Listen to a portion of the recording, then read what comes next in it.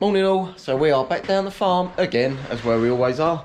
So you probably seen my last video. Obviously I did the ECU conversion on my little van, and it was only controlling ignition. And it got me thinking, how much more power would it make with full EFI? So I do actually have an EFI inlet manifold for my van, which my pal made me. I did briefly show you in the last video. All it is a stock Renault 5 GT Turbo sort of front half, and he's drilled 4 holes in it, TIG welded these bosses in, made a custom fuel rail, but because the inlet manifold's quite short, he's then sort of just chopped the front of the manifold off and then TIG welded this big box on the back to make enough room for the throttle body. I've seen people in the past, the way they seem to do it is sort of use really stubby injectors and like raise the throttle body up, and it just don't look too great. I think this is a much better way of going about it for like a quick little thrown together inlet manifold as such. So I'm going to fit it. As you can probably tell, I don't normally get a lot of free time to make these sort of videos. So because it's over between Christmas and New Year at the minute, it's actually New Year's Eve at the moment. I've got a spare couple of hours, so I'm down here trying to be productive, trying to throw a video together. So my plan today is if I can get this inlet manifold on my van and then rig up some sort of a fuel system. So obviously in an ideal world, or what I will need to do at some point, is take the fuel tank off, because obviously this is a carburetor engine, as you can see. It doesn't have a high pressure fuel pump, it just has a lift pump down here that lifts the fuel up from the tank into the bowl of the carburetor. That pump's not going to be ideal for electronic fuel injection, because we need like 3.5 bar fuel pressure, and that pump probably runs anywhere from about 3 to 5 psi, so it ain't ideal. So I need to strip that off, disconnect that somehow, or just cap the fuel line so that doesn't do anything, just sits there as a blank. I need to take this inlet manifold off and this carburetor.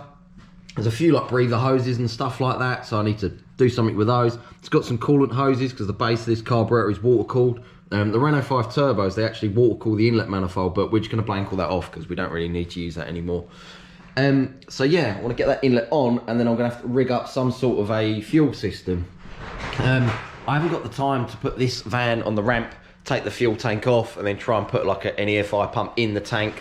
I haven't really got an inline pump, but what I have got is like a drop-in type pump.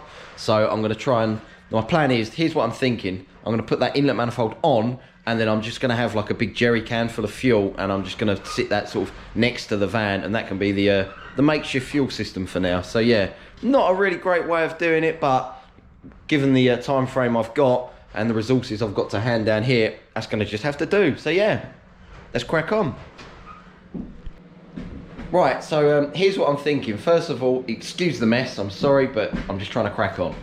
Inlet manifold, and then I've got a Walbro in-tank fuel pump here that I've just connected a live and a ground up to. It's got a little sock filter on the bottom. That will do for now. I haven't got an inline filter to fit. I'm going to drop this into a jerry can. High pressure fuel will come up here, into the fuel rail, across the rail, and then when it comes out the rail, this is the fuel pressure regulator off of my race car. It's a bit overkill for this Renault, but it will work absolutely fine. So then the fuel will come across here, out of here, and then it will go into here, into the regulator. The regulator will then hold back the fuel pressure until it rises to whatever it's set to, I can't remember. And then when it hits say 3.5, 4 bar, whatever, it will bleed off the excess back down this line and back into the jerry can. Do not do this at home. This is not an ideal way of doing things, but for the purpose of me just quickly mapping this fan, it will work absolutely fine. Need to sort something out with the throttle cable as well. So this throttle body is off of a 2-litre Focus, so like a 2003, 2004 2-litre petrol Focus. I believe like 1.8 petrols, they've got a very similar throttle body as well. Don't quote me, but I'm pretty sure they're the same. But I don't really know this, but all I know is this is off of a 2-litre Focus. It's got a throttle position sensor built in, so I can use that. And it's obviously got a cable throttle, same as the van. This throttle cable, again, is a brand new throttle cable off of a 2-litre Focus, so I'm gonna have to try and make something work in regards to getting this to fit in the firewall of the van. If it even reaches, I don't know, I'm just proper winging it and playing it by ear at the moment. And then I need to somehow try and connect this to the Renault throttle cable. So yeah, it's going to be fun. I think that side of it, getting that fitted and getting that connected, is going to be my main concern, because once that's on, the fuel system shouldn't take too long. So yeah, let's crack on. Let's get the van stripped down. Right, stripping the old carburettor off. The coolant lines, I had like a little one-way valve. So I just, I unscrewed it because it's like a threaded body, took all the ball bearings and the spring out and just used it as a joiner. Genuinely like all I had, it was the only thing that would fit. I cut the coolant hoses down and I just looped them over. So it goes from down there, under there, in there, straight into there rather than through the carburettor. Got the choke cable off. Disconnected the throttle cable off the pedal. I'm going to try and do something with the end of this and the end of the throttle cable on that manifold. So yeah, maybe I might be able to make something work. Just taking the vac pipe off of the servo. I've took the map sensor pipe off. My breather now vents to atmosphere for now. That'll do. The fuel line. So the way this works is, from what I'm aware anyway, the lift pump is also like a regulator, because it lifts fuel up and then it loops through the filter and then goes back down into the bottom of the pump. From what I can see, it's really weird the way it's all rigged up, because the high pressure line that went to the carburettor comes straight off of the pump. So what I'm thinking is, the pump lifts fuel up into the bowl of the carburettor. When the float lifts up and shuts the little valve inside the carb, and that pump's still pumping, I think that just then bleeds it back to the tank. So what I've done is, I've pushed a bolt into the end of the fuel line, crimped it shut again. So when it's running, I'm going to see if that leaks or not. But worst case, I can just disconnect it down there or something, so it's no biggie. Yeah, got the carburettor off. I just need to strip all this plate off because there's some more bolts. If you imagine that plate's there, I need to get to these bolts here, and then there's 2 more down here. So yeah, let's crack on.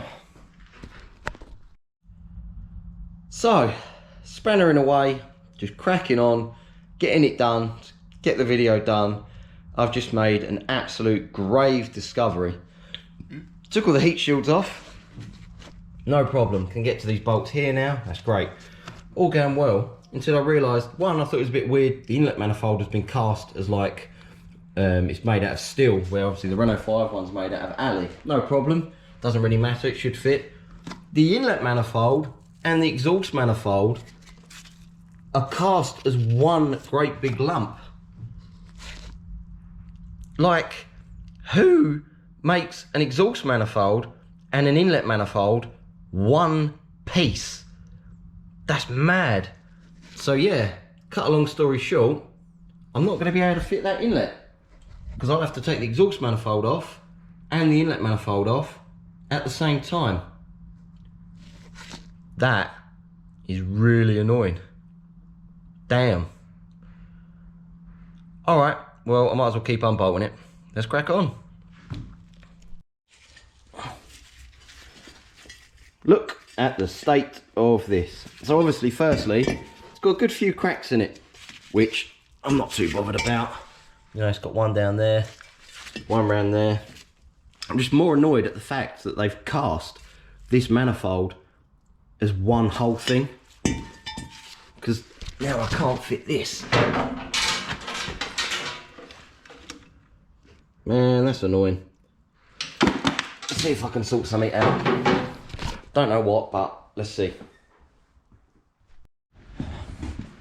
So, I had to pop to work to get some bits. I had to leave the farm because I ran out of tools. Cut a long story short, I had to come here and get a right angle drill, some drill bits, a tap and die set, and a set of easy outs. Can you guess what happened?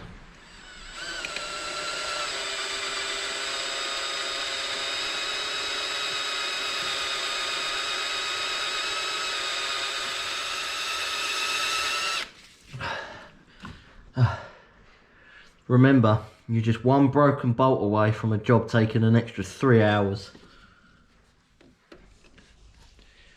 Right, so after a lot of faffing and a lot of drilling, I managed to sort this out. So this stud here on the end was already snapped, and it was flush in, and I thought I could drill a hole in it, tap it out, and drill a hole rather, get an easy out in and get the stud out, but I couldn't. So what I ended up doing was drilling it all the way through, and I had a helical kit here. So I've drilled it deep, got all the metal out, tapped it, helicaled it, put a stud in it.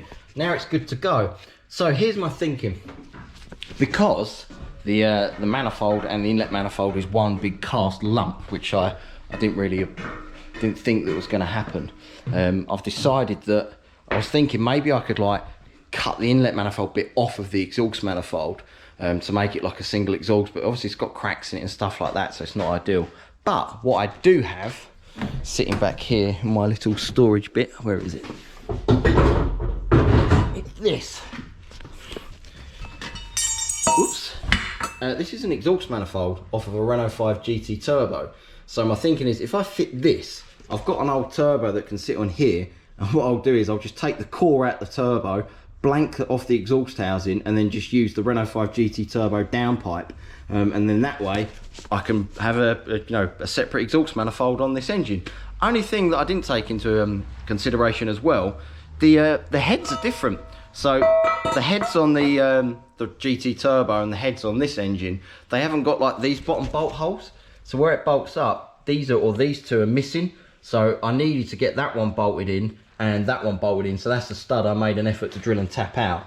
And then these ones and that one, they'll all still fit. So it's only going to be these ones that won't actually bolt up, but the ports line up. So I know it's not ideal, but it's just temporary because I just want to see if it makes any more power on fuel injection compared to the carburetor. So yeah, always long-winded as always, but let's do it. So Ollie turned up and he was like, yeah, we'll get it running, it'd be mint. We'll jerry-rig a fuel system. I'm going to blame him for this. So we've got the inlet manifold fitted, as you can see. I've had to fit the Renault 5 Turbo exhaust manifold because obviously you see that the manifold on this fan was all part of one. So now I need to try and sort something out of a downpipe over here. I've connected the throttle position sensor, plugged in all 4 injectors. Fuel system, do not judge. So we've got the regulator and the fuel tank is over here. It's a massive jerry can with a Walbro 450 dropped in the fuel. High pressure fuel comes up here, across the rail, into the regulator. Regulator holds it at 3.5 bar and then it bleeds off back to the tank. Yeah.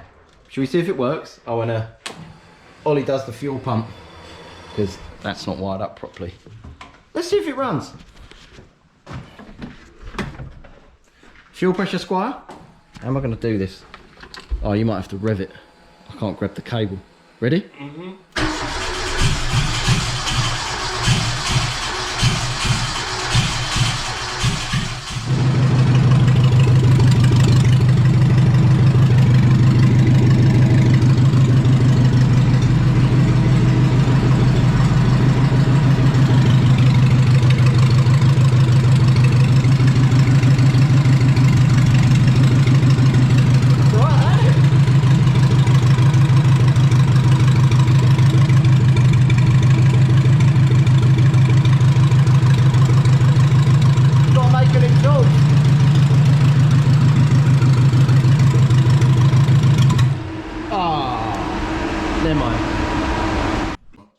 I didn't really want to turbocharge this engine because obviously it's not a Renault 5 GT Turbo engine, it's not designed for boost.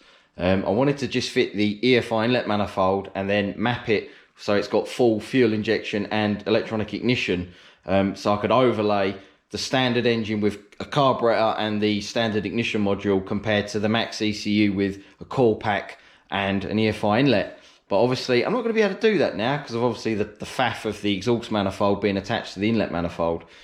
So yeah, I've bolted a turbo on. The plan for now is, obviously you see the hillbilly rigged fuel system that we did just to get it running. Obviously I'm not going to leave it like that. I just done that just to see if it would run, and it does. So today is another day, believe it or not. I'm down here, it's 11:45 at night. The wife's in bed, the kid's in bed, and I'm down here playing. So yeah, so here's where, let me just show you the plan on what I'm doing. So, Renault 5 GT Turbo exhaust manifold. I've got a standard Renault 5 GT Turbo turbocharger. I'm going to bolt that on. I'm going to loosen off the wastegate so it only runs about 5 psi. So I'm going to force 5 psi into this boost, 5 psi of boost into this engine and see what it makes. Fuel system wise, I've got the standard lift pump down there, mechanical lift pump, and that's going to lift fuel up into this swirl pot. I've then got an 044 high pressure pump down there that's going to feed fuel round into the rail. It's going to come across the rail along this line up here. Ignore the fact I haven't got a grommet, I know. Into the fuel pressure regulator that then gets bled off back into this burp tank. So what am I currently doing at the moment? At the moment, I'm currently trying to get the fuel system done and dusted. If I can get the fuel system done and dusted, then the van will still start and drive. So at least I can get it in and out and off the dyno as such. Because, all right, it hasn't got an exhaust on it, but I can probably just bolt the turbo on for now. I've got the oil feed for the turbo as well, for like a standard Renault 5 turbo, so I'm going to fit that. And then for the drain, I think as standard, it normally runs in like a metal pipe across the front, and then I believe down onto the front of the engine. I could be wrong actually, I'm not too sure. It might go down the back, but all I'm going to do is work out what fitting size it is. Yeah, I'll show you. So this is the standard turbo. I don't know what condition it's in. It seems all right. It turns anyway. It's not seized up, so I'm sure once some oil pressure gets in there, it'll be all right. I'm just going to find a fitting that fits into that, or a pipe. I'm just going to send that back to the sump by just going to get like a sump plug adapter. So like drain the oil, put an adapter in, put the drain for the turbo in. I know it's not ideal, but I'm sure it'll be fine. So yeah, that's my action plan. So for now, let's see if I can get the fuel system done and get it to run on this fuel system, all contained. So yeah, let's crack on. So I've been doing my usual thing of just cracking on without actually filming too much, but let me give you an update on where we stand at the moment. First of all, do not judge me, because I'm just chucking this together for the reason that one, I need this van to run and drive so I can get it on and off the dyno, and two, I'm working with what resources I have to hand. So here's how it stands at the moment. Lift pump fuel comes off here, up here, into this burp tank. Once this tank is full, it will then bleed up here and piss on the floor. No, I was joking. I need to do one more fitting on there and run that pipe back along there and down onto this return pipe here, which goes back to the tank. I then need to blank the pressure side of it on that pump. So when the engine is running or cranking, that lift pump from the tank that lift pump lifts fuel from the tank up that pipe and fills this tank. So you imagine that that pump is just filling the tank up. When it's full, it bleeds back to the tank. The reason why the tank is laid on its side like that and not standing up is because it did not fit in here and the fittings hit on the bonnet. So I've turned the tank on its side, filled it with fuel, and it doesn't seem to be leaking. Once that tank's full of fuel, the 044 high pressure pump there pumps fuel out here, round into this Bosch fuel filter, out the Bosch fuel filter, down, round through this sharp bit of metal here that's eventually going to cut through the pipe because I haven't put a grommet there because I can't be bothered. The high pressure fuel runs along there into the rail. It then runs across the back of the rail, out there, down and into the 3.5 bar set fuel pressure regulator. Once the fuel pressure has been held at 3.5 bar, it then bleeds out of there back into the burp tank. This is all very much hillbilly sort of chucked together enough just to get it running, although my health and safety side of me did come out just a little bit. And what I've done, I've actually wired the MaxxECU to an ignition switch now, so when I turn the ignition on and off, the fuel pump primes, and when I turn the key off, it will actually turn the fuel pump off, so it's not running straight off the battery. I've even wired up a relay with a 30 amp fuse. Look at the state of that. I didn't even have a fuse holder. Do not judge me. There's crimps everywhere, I know. Do not do this at home. I'm literally working with what I have to hand. So yeah, other than that, it's not too far out really. It should probably, maybe, start. So let's try it.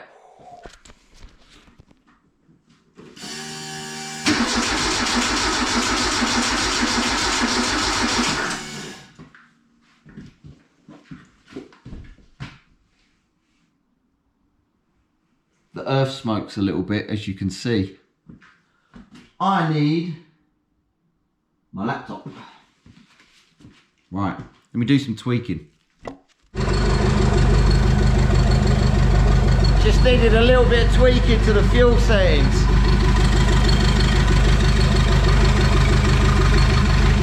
And my battery was going flat a bit. Alright. Just waiting for that lift pump to fill up that tank and start flooding into there, like that. So yeah, gonna have to stop play for now. Because as you can see, the burp tank's filled up, so now it's going to burp back out into that bottle. All I should really do is connect that pipe to there and it'll be good. But if I'm being totally honest with you, as you can tell, I'm probably a little bit tired. It is 10 past 2 in the morning. I'm calling it a day. I'm going home. Right. Speak to you in a bit.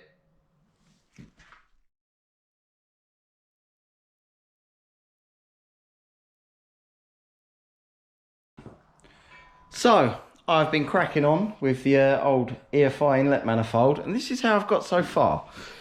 So obviously you see I was filling up that bottle with petrol, which wasn't ideal. So I've run that line down there now, and it actually runs down to the return down there. So now all the excess fuel in the tank now goes back to the main tank. Obviously this setup isn't ideal. This is just temporary because I can't get this on a ramp, and I've had all these bits laying around, and I just wanted to get it up and running on EFI. So yeah. Also, I've taken the downpipe off, and I welded in a Lambda bung, and I'm going to be fitting one of these. This is a MaxxECU CAN Lambda module. So this literally will plug and play into the loom. As you can see, I've already pre-wired these looms with this plug on it, so you can just plug them in, set it up in the ECU, and then you'll have a wideband Lambda controller. You know, you'll be able to see air fuel ratio on your laptop. And you don't have to muck about with like AM gauges and wiring up a wire and scaling it or anything like that. You literally just plug it in, calibrate it, takes 5 minutes, done, dusted, away you go. So yeah, I'm going to fit the Lambda sensor. So, I've got it running. Everything's dry, no fuel leaks. It's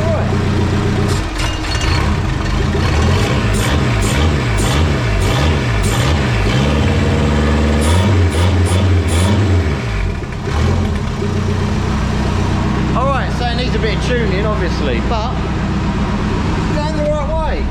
As you can see, ECU now reads Lambda. All the gauges, all the sensors are reading as they should be. I'm happy with that. Look at that idle, look, 950 RPM. Got some errors. What are the errors? Lambda module 2 start, reset them, bosh. That's the thing I like about MaxxECUs, the fact that they actually log and save fault codes. It makes fault finding so much easier with aftermarket management when they got fault codes compared to, like, I don't know, older management systems, you know. So yeah, still got a long way to go, but I'm pretty happy with that.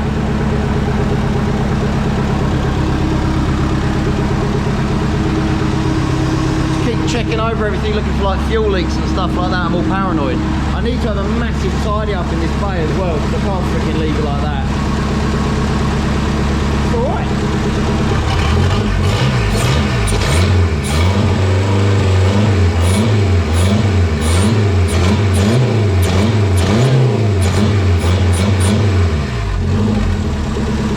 Does sound good though. Right, so I need to tidy up the engine bay a little bit, because obviously it don't look too great. So I need to go get some cable ties, just tidy the wiring up. I've swapped the coil back to my test coil and my test bracket and my test leads. So yes, you will now notice that the leads have changed colour and the bracket is no longer powder coated. So yeah, generally just need to have a right old tidy up, need to mount the fuel filter, just do some bits and bobs. I've started tackling the throttle cable. So this is obviously a 2 litre focus throttle body, so I've got the matching 2 litre focus throttle cable. But let's see if I can show you, because I've been doing the standard thing of just cracking on with it without filming too much. So the throttle cable there that comes through the firewall, it's like a rubber donut type. Don't know where you can see that, and that just pops into like a little loop on the pedal of a Focus. But oops, on the throttle pedal on the Renault, it's got like just a small hole in it like this. So this is the throttle pedal off my Renault. It's got a little bracket that bolts around here, and it pivots and hinges on that, obviously, and that's how it pulls the cable through the firewall. It's got like a small hook type cable, so that doesn't really work. But what I've done is I've got a nut and I've cut a slot in the side of it on the bandsaw, so that now hooks around the cable, and then that rubber doofer pushes, nice technical term there, rubber doofer, the little rubber bushy grommet thing pushes into that hole. So what I'm going to do is literally just weld that onto the side of there, so that then the Focus cable will then hook into there. I might have to heat this up and just bend it a little bit, because I've sort of I put a small pair of mole grips around that and onto the cable, and it does, when I put my foot on the throttle, it does open and close the throttle, but the only thing stopping the throttle going all the way down is the actual cable, and the butterfly is getting stuck open, so it will end up stretching the cable. So what I'm going to do is MIG weld that onto there. Once that's welded onto there, I can get all that pedal bolted back in the car, and then I can heat this up and just bend that slightly and just tweak it, give it a little tweak. So yeah, that's what I'm gonna do next. Yeah. So I've welded the nut on, and this is what it looks like. It ain't nothing pretty, obviously. So I've welded the nut there on the top and there. It's only gonna be pulling a throttle cable, so it doesn't have to be particularly that strong. I've already given it a little bit of a bend, just so it doesn't pull on the throttle cable as much. So let's get it all fitted up, see how it works. Yeah. Bosh, just like that, it's all fitted. I had to take the pedal back off again, just to give it a bit more of a bend, because it was stretching the cable too much. But pulls the throttle plate all the way open onto the stop when the pedal's right in the carpet.